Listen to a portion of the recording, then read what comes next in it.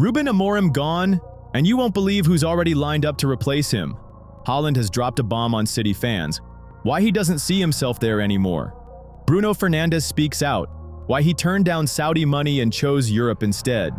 And Harry Kane, ready to leave Bayern and make a sensational return to England. All that and loads more in today's episode. If this video hits 350 likes, I'll sit down straight away and start working on the next one. Let's jump into the latest transfer rumors. Jose Mourinho, recently dismissed, is back in the spotlight. He's immediately being named as the leading candidate to take charge of Manchester United.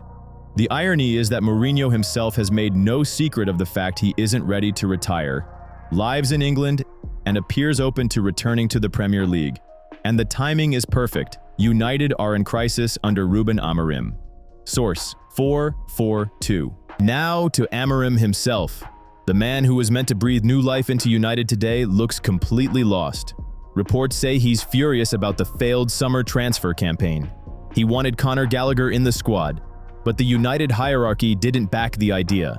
In the end, Gallagher wasn't signed, and instead of focusing on the football, Amorim is complaining more and more about the board. His frustration is already being described as anger, and it all feels eerily similar to Erik ten Hag. The same mistakes, the same dissatisfaction, the same hints of signals from the players. Here's the key. If there wasn't a worthy replacement already waiting, Amorim might have lasted until the end of the season. But Mourinho's dismissal has changed the picture. The United board can't ignore the chance. Right in front of them is a man with vast experience, who knows English football and can quickly impose order in the dressing room. And Mourinho himself seems open to returning to Manchester. The fixture list makes it worse. United face two huge matches next, against Manchester City and Chelsea. This could be the point of no return for Amorim. Winning at least one might save his credibility for now, but lose both, especially heavily, and sacking him will look not just logical, but inevitable. Which raises the question, why wait until January? And the same question goes to you, my regular viewers still acting like free agents. Why wait? If you've been here more than once, you're clearly interested. So sign that contract with the channel, no release clause, just good content. Don't be like United's board, always hesitating. Logic says if change is inevitable, it's better to act now. Give a new coach time to adapt and prepare the team. Yes, the transfer window is shut, no new players can come in. But the United squad isn't bad. Not enough for a title, but good enough for the Champions League fight. And that's why Mourinho looks the obvious choice. He knows how to work with what's there, how to pressure players, keep discipline, demand form. And right now, United don't need transfers as much as they need order. If anyone can bring it quickly, it's Jose. For the fans, his return would be a sensation. But circumstances mean that sensation could soon become reality. Because, let's be honest, for Amorim, the next two games are knockout matches, and Mourinho is already waiting in the wings. Arsenal now face a very tough decision. Turkish side Besiktas have made an official bid for Leandro Trossard, offering £19 million. For a player who's featured just 37 minutes in the Premier League this season, the offer looks more than serious. And the Gunners will have to decide quickly what comes next. The complication is that Turkey's transfer window is still open, unlike England's. That gives Besiktas room to maneuver and apply pressure on Arsenal. The London club can't stall too long. An answer will be needed soon. Interesting detail. Only a few months ago, Trossard signed a new deal. His wages went up, but the contract still runs to 2027. That looked like a sign Arteta still valued him, albeit in a different role. Yet the reality is simple. 37 minutes played all season hardly shows trust. Trossard knows that at 29 he needs to play, not sit.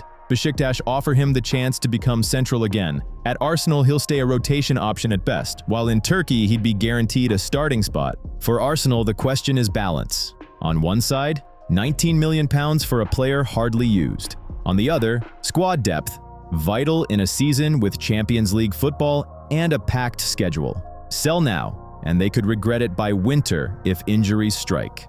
Arteta must decide, does he truly see a role for Trossard, or is this the moment to cash in? If he stays, he needs more chances. If not, £19 million looks the perfect exit.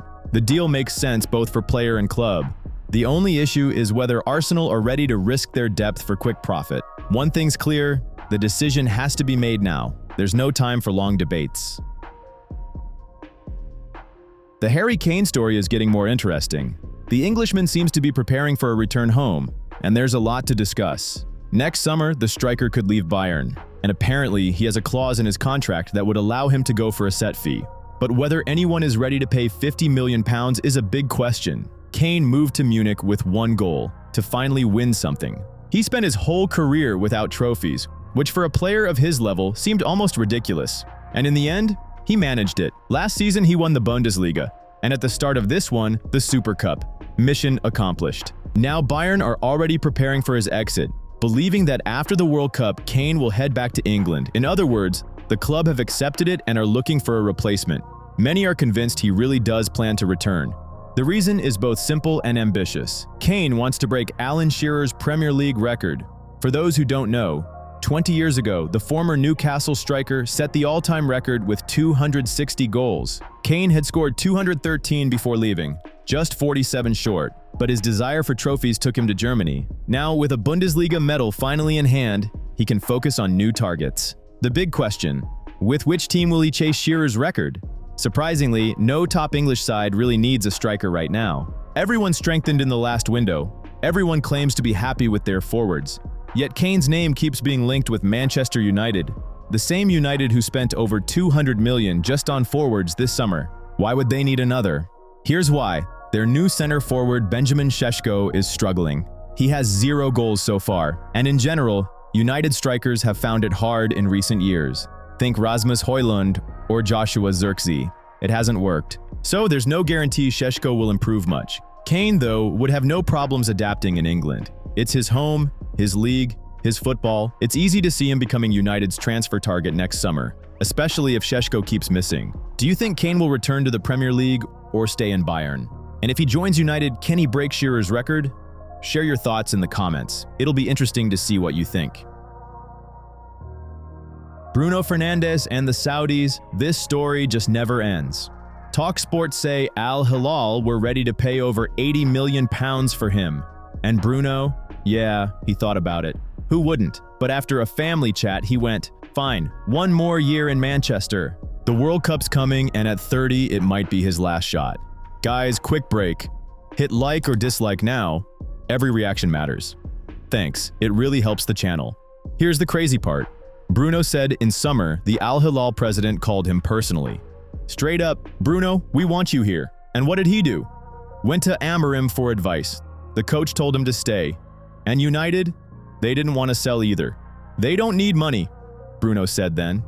Yeah, right, tell that to their fans. But the Saudis don't quit. By the end of July, Al Nassr stepped in. And who did they send? Cristiano Ronaldo. Cristiano not just scoring goals for millions anymore. He's basically acting like a sporting director. He called Bruno himself. Come on, bro, let's earn our pensions in the desert. But Fernandes said no again. I'll stay in Europe 1 more year. The truth is, he's not against Saudi Arabia at all. Just not yet. United are already looking at 2026 as the year to cash in. Makes sense why Amorim's holding on. Bruno still runs this midfield. Without him, the whole thing collapses. But make no mistake, the Saudis will be back. Today, it's £80 million. Next time, £100 million, maybe £120 million. By then, Bruno will be 31, the perfect age for a last big payday. Question is, how long can he resist? And let's be honest, United could use that money for a rebuild. So yeah, United keep their leader for now. But after this season, big question mark. Was Bruno right to stay? Or should he have taken the Saudi millions already at 30? Drop your opinions in the comments. I want to know what you think. Now this is an interesting twist. Juventus appear to be plotting the deal of the century, or at least a very clever transfer. The name, Bernardo Silva. Here's the point. The Portuguese midfielder's contract with City runs out in the summer of 2026. And according to Calcio Mercato, the Turin club are already rubbing their hands at the thought of signing him on a Bosman. Absolutely free. A player of that level with no transfer fee. For Juve, who are in strict economy mode and rebuilding, it would be the perfect solution. But of course, there are complications. First, Bernardo himself. For 2 years, he's hinted at leaving, his name constantly linked with moves, and yet he always stayed. Guardiola adores him, even handed him the captain's armband this season. But next year could be decisive. The contract is running down. Who else will chase Silva? Pretty much everyone. Al Hilal from Saudi Arabia have already shown interest and will no doubt come back with mountains of cash. But the key detail is that Silva reportedly still wants to stay in Europe. And that's Juve's big advantage. Why might Turin tempt him? Serie A, the challenge, the chance to be a leader in the revival of a historic club. Plus, of course, money. With no transfer fee, Juventus could offer him a bigger salary. Logical. Still, they can't relax. Competition will be fierce. Every top club will be in the race. Juve are preparing their move, waiting for the right moment. It now comes down to Bernardo's choice. Extend with City or start a new adventure. What do you think? Can the Bianconeri pull this off? Leave your thoughts in the comments. El Nacional came out with a very bold headline. Erling Haaland wants to leave Manchester City. According to the source, the striker has lost his motivation to play for the club. That's affecting his scoring, and Erling intends to do something about it. If the report is true, the Norwegian only wants Barcelona, and club president Joan Laporta has already started planning his potential signing. As you know, Barcelona have had financial issues for some time, and bringing in such an expensive player is no simple puzzle. To buy what you need, you have to sell what you don't. That's exactly Barca's situation now. If they want Haaland, someone in the squad will have to go. And there are candidates. For instance, Gavi, who's been injured again and again, and whose market value keeps dropping fast. It's already down to 60 million euros, and it may fall further. Of course, which players Barca might sell? That's a topic for another video. As for Haaland's departure from Manchester City, it could really happen if Pep Guardiola leaves. If the Spaniard goes, we can expect plenty of changes at the club, and Haaland could be one of them. Some may ask, what about his new contract with City? But as practice shows, contracts are broken as easily as they are signed. For City, this was simply insurance, not to lose Haaland for free, but to sell him at the highest price. His current tag is 180 million euros. And yes, the question of whether Barcelona can afford such a player will remain, especially when they already struggle with registering much cheaper signings. On the other hand, for years we've been hearing that Barca are close to bankruptcy, and yet they always find a way. Even this transfer window, they managed to register every newcomer, extend contracts with all key players, including Lamine Yamal. Friends, don't leave this episode without your reaction. It really helps the channel. Hit thumbs up or down, better right now, and drop a comment. We'll be grateful. So, Barca are fine. And by the way, speaking of the poll, the press revealed Robert received a massive offer from Saudi Arabia.